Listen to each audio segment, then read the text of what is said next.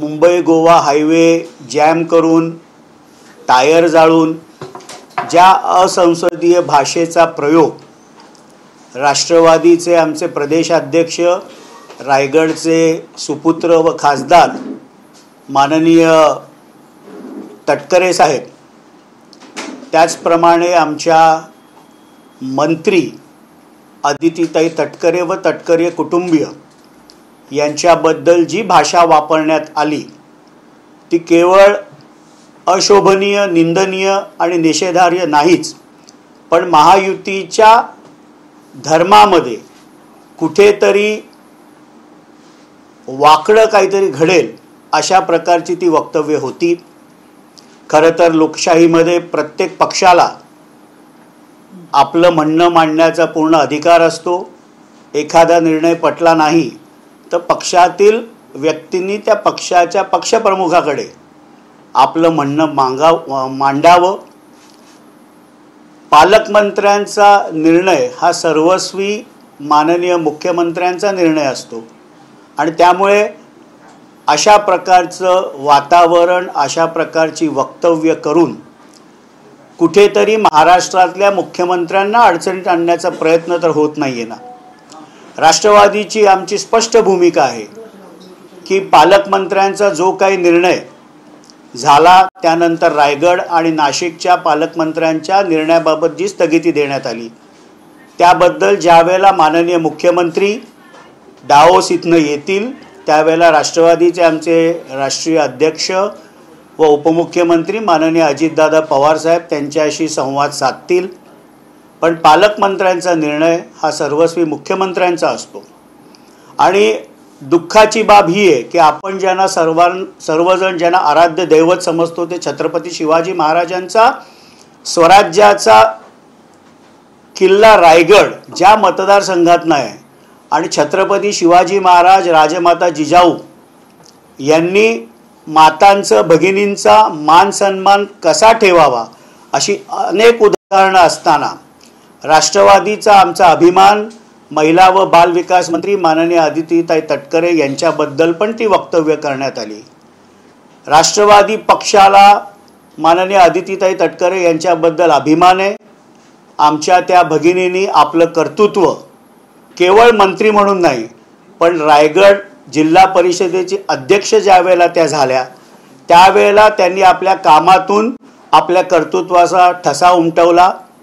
महाविकास आघाडीमध्ये ज्या वेळेला त्या राज्यमंत्री होत्या, रायगडमध्ये ज्या वेळेला नैसर्गिक आपत्ती आली स्वतः फील्डवर राहून अहोरात्र लोकांची सेवा अदितीताई तटकरे यांनी केली आणि महाविकास आघाडीमध्ये चांगलं काम तर केलंच, पण ज्या वेळेला राष्ट्रवादी काँग्रेस पार्टी महायुतीमध्ये सामील झाली आणि 2024-25चा अर्थसंकल्प राज्याचे उपमुख्यमंत्री व वित्तमंत्री यांनी 24-25चा अर्थसंकल्प मांडला आणि महायुतीतर्फे मुख्यमंत्री माझी लाडकी बहीण योजनेची घोषणा झाली आणि तमाम महाराष्ट्रातल्या माझ्या माता भगिनींना दरमहा 1500 रुपयाचा लाभ थेट त्यांच्या बँक खात्यामध्ये देण्याची ती योजना होती।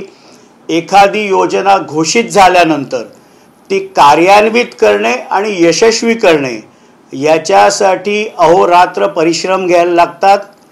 ते माननीय अदितीताई तटकरेंनी घेतले आणि महाराष्ट्रातील 2,35,00,000 महिलांच्या खात्यामध्ये दरमहा 1500 रुपये जुलै असेल, ऑगस्ट असेल, सप्टेंबर, ऑक्टोबर, नोव्हेंबरपर्यंतचे जमा झाले आणि महायुतीला जे अभूतपूर्व यश विधानसभेच्या निवडणुकीमध्ये मिळालं त्यामध्ये देखील एक मोठं योगदान मंत्री म्हणून अदितीताई तटकरेंचं आहे।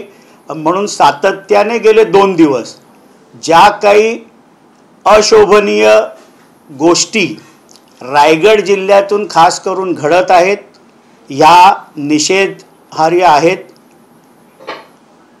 त्यांनी मंत्री भरत गोगावले यांनी आपलं म्हणणं जरूर शिवसेनेचे मुख्य नेते व उपमुख्यमंत्री एकनाथरावजी शिंदे यांच्याकडे मांडावं, माननीय मुख्यमंत्री देवेंद्रजी फडणवीस यांच्याकडे मांडावं पण आमचे प्रांताध्यक्ष रायगडचे सुपुत्र खासदार सुनीलजी तटकरे साहेब, आमच्या मंत्री अदितीताई तटकरे यांच्यावर कुठलीही वैयक्तिक टीका करू नये. राष्ट्रवादीची स्पष्ट भूमिका आहे की एखाद्या जिल्ह्याला पालकमंत्री नेमण्याचा सर्वस्वी अधिकार हा मुख्यमंत्र्यांचा असतो. आत्ता आमची माननीय मुख्यमंत्री डेव्होसला वर्ल्ड इकॉनॉमिक फोरम अटेंड करत असताना राष्ट्रवादीची हीच भूमिका आहे की राज्याचे लाडके मुख्यमंत्री माननीय देवेंद्रजी फडणवीस साहेब राज्यासाठी भरघोस अशी फॉरेन डायरेक्ट इन्व्हेस्टमेंट आणतील, गुंतवणूक आणतील. अनेक MOU तिथे साईन होतील ज्यांनी महाराष्ट्राच्या विकासाला गती मिळेल, महाराष्ट्राचं अर्थकारण चांगलं होईल, अनेक युवकांना रोजगार उपलब्ध होईल. आणि त्या दृष्टिकोनातनं मुख्यमंत्री ज्या वेळेला डॅव्होसला आहेत त्यावेळेला आपण एका संविधानिक पदावर असताना रास्ता रोको करणं, टायर जाळणं, एका अर्थाने ज्या मुख्यमंत्र्यांकडे कायदा व सुव्यवस्थेचं गृह खातं आहे हे बिघडवण्याचं काम संविधानिक पदावर बसलेल्या व्यक्तींनी तरी करू नये.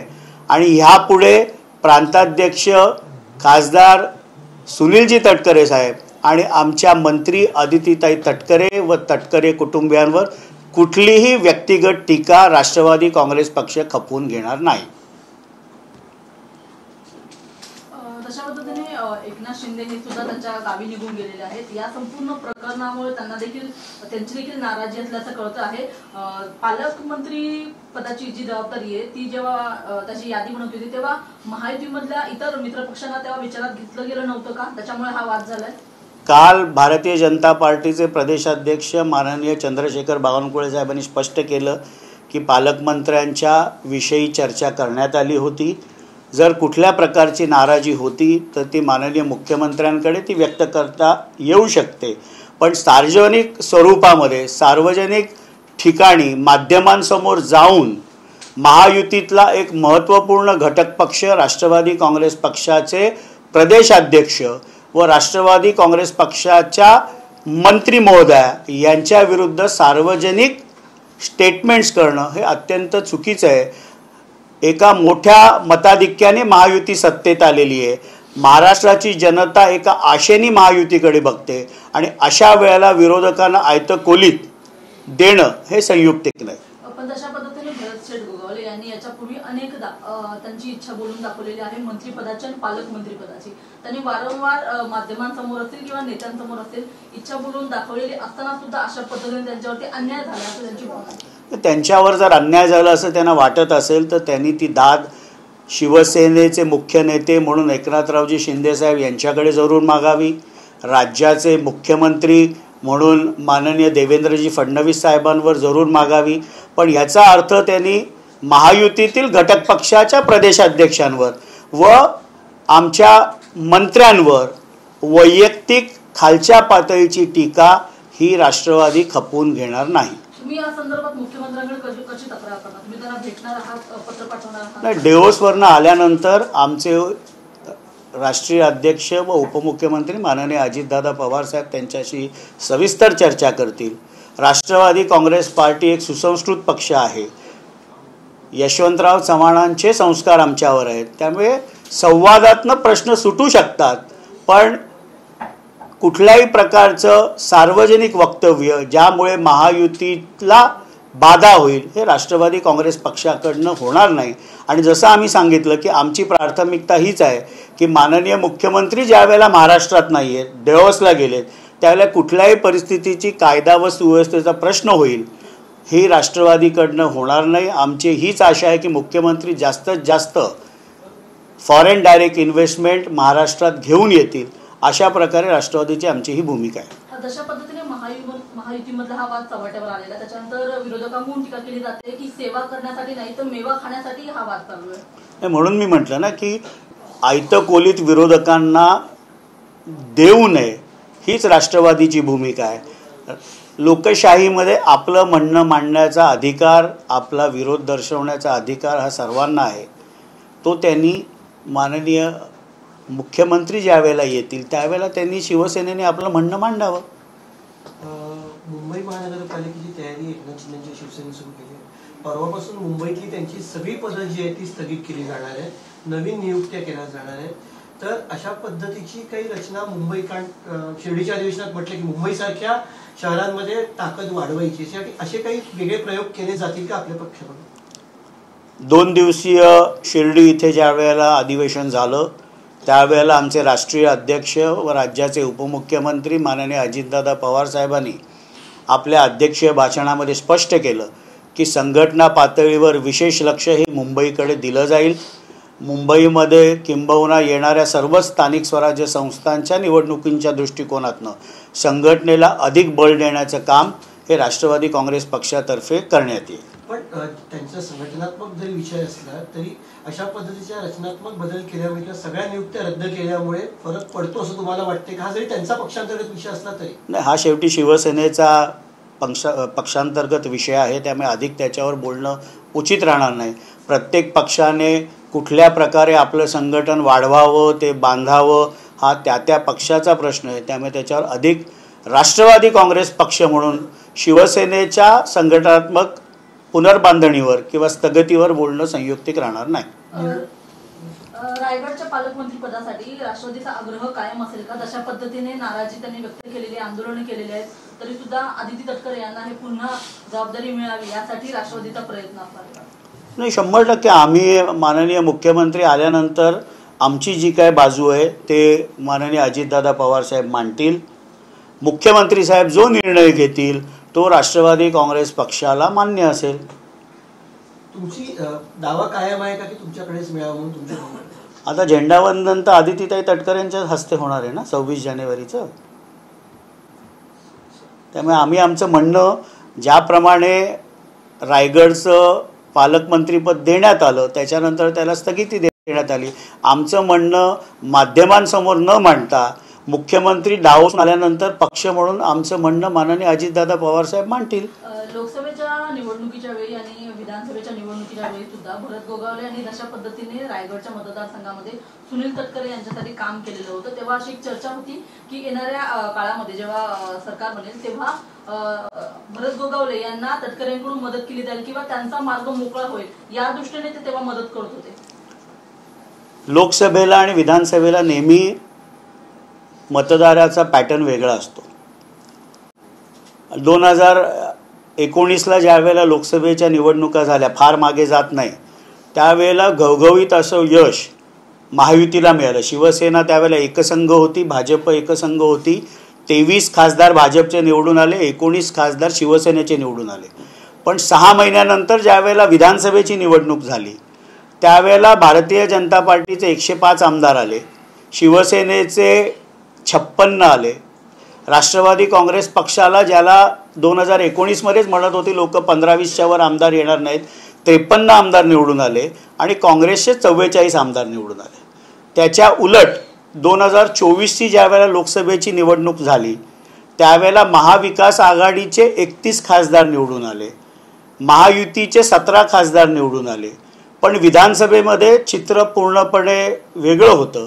आता रायगडचंच उदाहरण द्यायचं झालं तर महाड विधानसभेतनं लोकसभेला केवळ 3616चा लीड हा तटकरे साहेबांना होता. भरत गोगावले 26,000 जिंकले. त्यामुळे कोणी कोणाला मदत केली हे स्पष्ट होतं. अलिबाग इथे 38,000चा लीड होता, तो 30,000वर आला. आणि थोरवे जे अगदी पार म्हणजे आमचा राजकीय अंत झाला तरी आम्ही विरोध करू अशा प्रकारची भूमिका घेतात, त्यांचा मतदारसंघ कर्जत खालापूर हा तर मावळ लोकसभा मतदारसंघामध्ये येतो. आणि लोकसभेला महायुतीचे शिवसेनेचे उमेदवार श्रीरंग बारणे हे 18,780 मतांनी तिथे पिछाडीवर होते.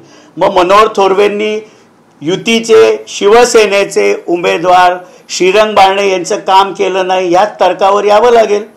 ज्या प्रकारची विधानं ते देत आहेत की लोकसभेला आम्ही मदत केली पण विधानसभेला आमच्या विरुद्ध काम केलं, विधानसभेला जर विरुद्ध काम केलं असतं तर महाडमधलं मताधिक्य 3616 जे तटकरे साहेबांचं होतं हे भरत गोगावलेंचं 26,000वर गेलं नसतं.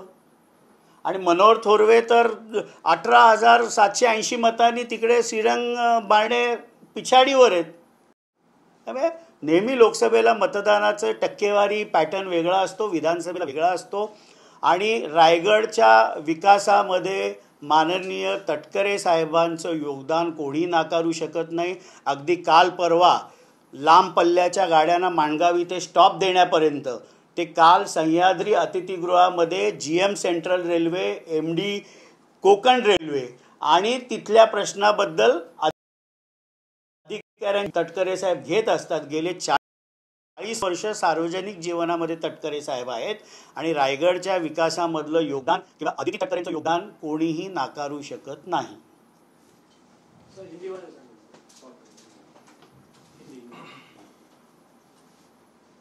18 जनवरी 2025 को महाराष्ट्र के 36 जिलों को पालक मंत्री घोषित किए गए.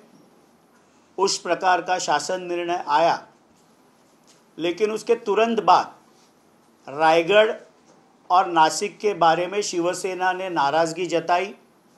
लोकतंत्र में हर किसी राजकीय पक्ष को अपनी नाराज़गी जताने का हक है, अपना कहना रखने का हक है.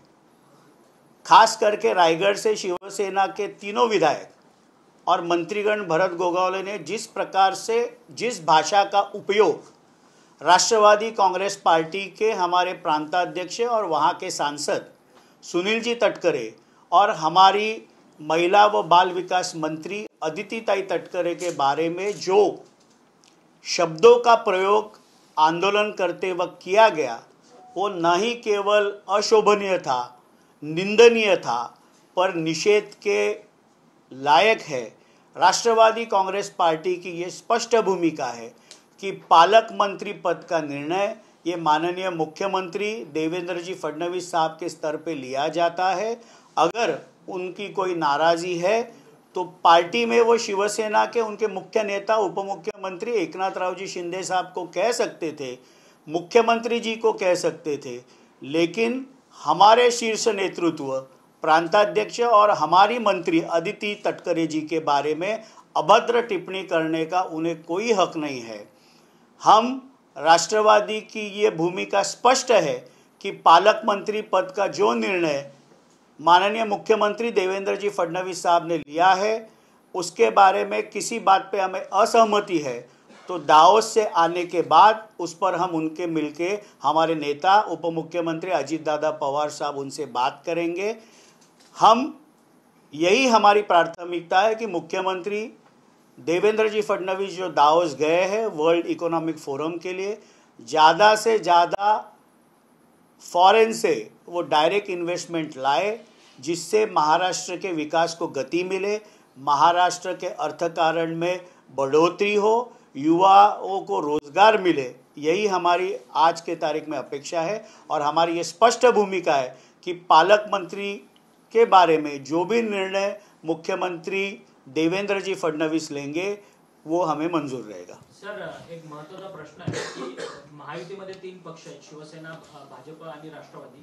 परंतु शिवसेना आणि भाजपच्या स्थानिक मंत्र्यांना त्या जिल्ह्याचं पालकमंत्री पद मिळालेलं आहे.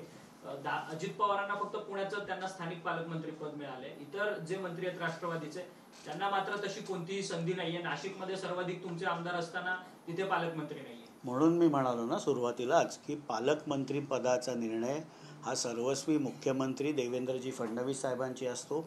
आमची जी काही मतं आहेत पालकमंत्री पदाबाबतची ती आम्ही डायोसवरनं मुख्यमंत्री देवेंद्रजी फडणवीस साहेब आल्यानंतर आम्ही ती मांडू.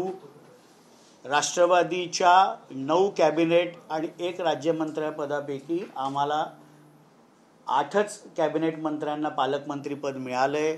दत्ता मामा भरणे आमचे कॅबिनेट मंत्री आहेत. त्याचप्रमाणे नाईकचं नाव इंद्रनील नाईक राज्यमंत्री आहेत, त्यांना देखील मिळाले. पण आमची जे काय म्हणणं असेल हे आम्ही सार्वजनिक स्वरूपामध्ये बोलणार नाही. माननीय मुख्यमंत्री आल्यानंतर आम्ही त्याबाबत त्यांच्याशी आमचे सर्वोच्च नेते राष्ट्रीय अध्यक्ष व उपमुख्यमंत्री माननीय अजितदादा पवार साहेब करतील. मग महायुतीमध्ये कुठेतरी बिघाड आहे का पालकमंत्री पदावरून? कारण की विरोधक सातत्याने तसा आरोप करतात आहेत आणि स्वतः तुमचे मंत्री असलेले हसन मुश्रीफ काल म्हणालेत की मी कोल्हापूरच्या जनतेतला पालकमंत्री आहे म्हणून. नाही, त्यांनी आपलं मत मांडलं. राष्ट्रवादी काँग्रेस पार्टी ही सुसंस्कृत पार्टी आहे. कुठेही रस्त्यावर येऊन टायर जाळून अभद्र घोषणा देऊन कुठल्याही महायुतीतील नेत्याचा अपमान करणारं वक्तव्य राष्ट्रवादी काँग्रेस पक्षाकडनं झालं नाही. मत मांडणं आणि रस्त्यावर येऊन विरोध करून महायुतीतील महत्त्वाचा घटक पक्ष असलेला राष्ट्रवादी काँग्रेस पक्षाच्या प्रदेशाध्यक्ष व रायगडचे सुपुत्र असलेले खासदार सुनील तटकरे साहेब, त्याचप्रमाणे आमच्या मंत्री अदितीताई तटकरे यांच्याबद्दल जी वक्तव्य केली ती केवळ अशोभनीय, निंदनीय आणि निषेधार्हच आहेत. सर, दुसरा एक प्रश्न होता की नितेश राणे यांनी एक प्रश्न उपस्थित केलेला आहे. सिंधुदुर्ग येथील जे प्रशासन आहे त्या प्रशासनामध्ये बीडचं कनेक्शन समोर येते. एका बाजूला बीडमध्ये झालेली परिस्थिती आणि धनंजय मुंडे या सगळ्याच्या पुढचे टार्गेटवरती असताना आता सिंधुदुर्गमध्ये सुद्धा बीडची एक लॉबी पाहायला मिळते आणि त्यांना आता खरं तर नितेश राणे यांनी चॅलेंज केलेलं आहे. आता नितेश राणे हे स्वतः सिंधुदुर्गचे पालकमंत्री झालेले आहेत, त्यामुळे ते निर्णय घेऊ शकतात. त्यामुळे त्यांनी मुख्यमंत्र्यांशी चर्चा करून त्यांचा सल्ला घेऊन योग्य ते निर्णय, ज्या व्यक्तीला स्वतः निर्णय घेण्याचे अधिकार आहेत त्यांनी ते निर्णय घ्यावे त्यांना जर वाटत असेल तर. परंतु एकीकडे तुम्ही म्हणतात की आमचा पक्ष सुसंस्कृत आहे वगैरे वगैरे, दुसरीकडे शिवसेना आंदोलन करते, परंतु एकनाथ शिंदे मात्र त्यांच्या मंत्र्यांच्या आणि आमदारांच्या पाठीशी भक्कम उभे राहताना पाहायला मिळतात. ते म्हणतात की पालकमंत्री पदाच्या संदर्भातली इच्छा बोलून दाखवली तर त्यात गैर काय, कारण की गोगावलेंनी गेले अनेक वर्ष पालकमंत्री पदाचं काम आमदार म्हणून त्या जिल्ह्याचं काम पाहिलेलं आहे. त्याचसोबतच जे महेंद्र थोरवे आहेत दुसरे आमदार त्यांचे कर्जतचे, ते म्हणतात की तटकरे कुटुंबांनी आमच्यासोबत गद्दारी केलेली आहे, त्यामुळे आमचा राजकीय अंत झाला तरी चालेल परंतु तटकरे कुटुंबाला आम्ही कधीही फॉर राहणार नाही. याच्या बाबतची मी नुकतीच आकडेवारी दिली. मागणी करणं पक्षाकडे, माननीय मुख्यमंत्र्यांकडे याच्याबद्दल कुठलंही गैर असण्याचं कारण नाही. लोकशाहीमध्ये महायुतीचा घटक पक्ष म्हणून शिवसेनेने रायगडचं पालकमंत्रीपद भरत गोगावलेंनी त्यांच्या पक्षाचे मुख्य नेते एकनाथरावजी शिंदे यांच्याकडे मागणं किंवा मुख्यमंत्री देवेंद्रजी फडणवीस साहेब यांच्याकडे मागणं याच्यात काही गैर किंवा चुकीचे असं मी म्हणालो नाही. पण राष्ट्रवादीचे आमचे सर्वोच्च नेते प्रांताध्यक्ष व तिथले खासदार सुनील तटकरे साहेब, आमच्या मंत्री अदितीताई तटकरे यांच्याबद्दल जी अभद्र टिप्पणी सातत्याने गेले 2 दिवस मंत्री भरतशेठ गोगावले किंवा दोन्ही आमदार करत आहेत याचा निषेध आम्ही करतो. जे आकडेवारीवरनं मगाशी मी सांगितलं की लोकसभेला मतदान वेगळ्या पद्धतीने होतं, विधानसभेला वेगळ्या पद्धतीने होतं. महेंद्र थोरवेंची विधानसभा ही मावळ लोकसभेमध्ये येते. लोकसभेला युतीकडनं शिवसेनेचे श्रीरंग आप्पा बारणे हे युतीचे उमेदवार होते आणि ते 18,780 मतांनी कर्जत खालापूर मतदारसंघातनं पिछाडीवर होते.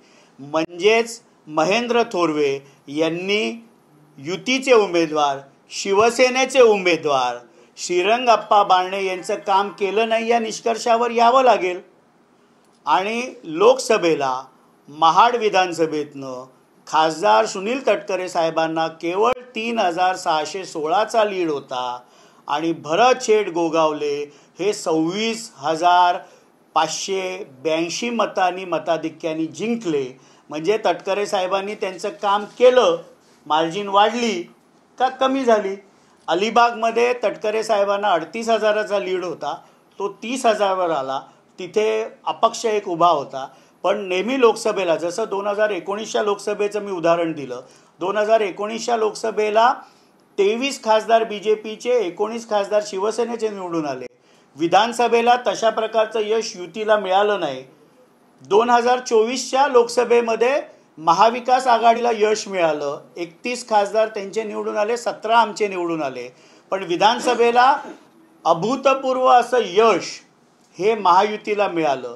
त्यामुळे लोकसभेचा पॅटर्न वेगळा असतो, विधानसभेचा वेगळा असतो. एक शेवटचा प्रश्न, जे जानकर आहे उत्तमराव जानकर माळशिरसचे आमदार आहेत तुतारी पक्षातले, त्यांनी एक चॅलेंज दिलं आहे की 23 तारखेला मी माझा राजीनामा जो आहे तो निवडणूक आयोगाकडे सुपूर्द करणार आहे, कारण की ईव्हीएमच्या संपूर्ण यशामुळे हे महायुतीचं सरकार सत्तेत स्थापन झालेलं आहे.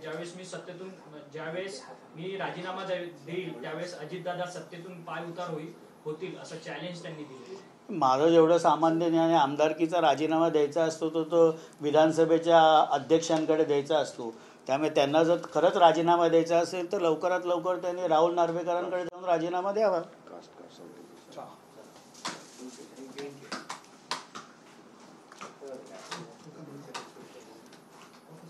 आकड्याचा निकषाचा पण मी प्रश्न विचारला तर मी उत्तर देतोय.